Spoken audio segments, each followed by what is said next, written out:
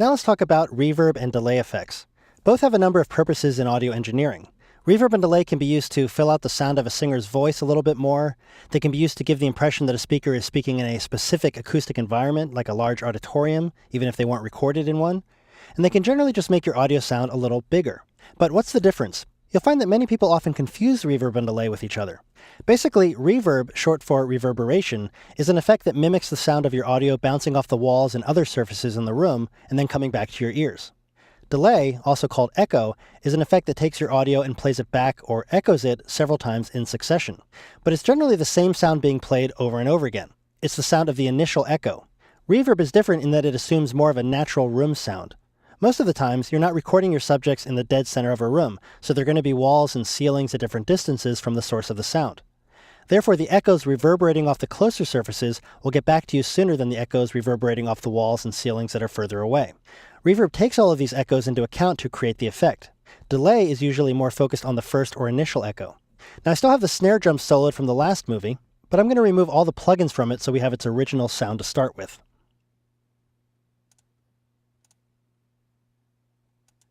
Let's give that a listen.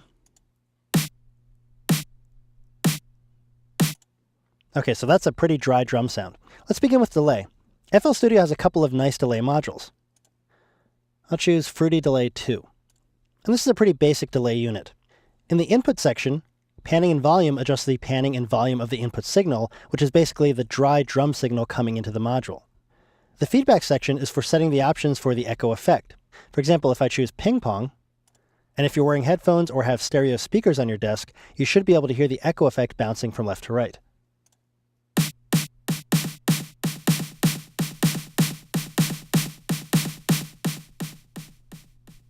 So that's what a delay or echo effect sounds like. The sound of the snare drum is pretty much the same each time you hear it, with each subsequent echo being a little bit quieter or fading out. Now let's look at reverb. I'm going to switch this to the Fruity Reverb. Now, there are a lot of knobs here, but let's listen first.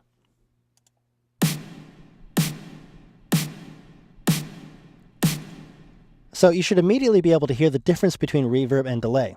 While delay is an echo effect that repeats the sound, reverb is more of a room effect. It changes the overall character of the sound. So for example, I can change the size of the room to change the sound of the reverb.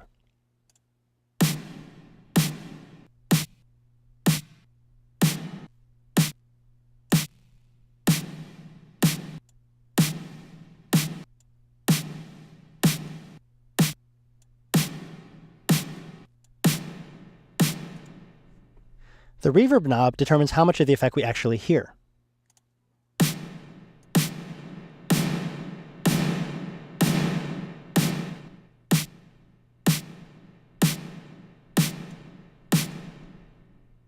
And the dry knob controls how much of the original or dry sound we hear. Notice when I drop it to 0%, we'll only hear the reverb effect.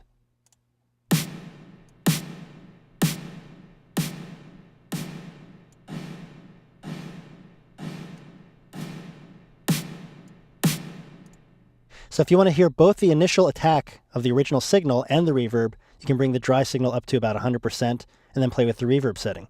But again, it's just a matter of taste. But you can see this allows me to take this initially dry snare drum sound and make it sound like it was recorded in anything from a small room to a large cavern. Whether this is a good thing or a bad thing depends on what you're trying to achieve. You will find that adding a little reverb to a singer can fill out the voice and hide weaknesses sometimes, but neither reverb nor delay are magic solutions to fixing bad vocals.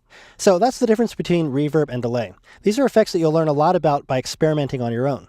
But if you want to learn more about reverb and delay and get the necessary background so you understand what the available settings do in each one of these effects, be sure to check out the courses in our library called Foundations of Audio Reverb and Foundations of Audio Delay and Modulation.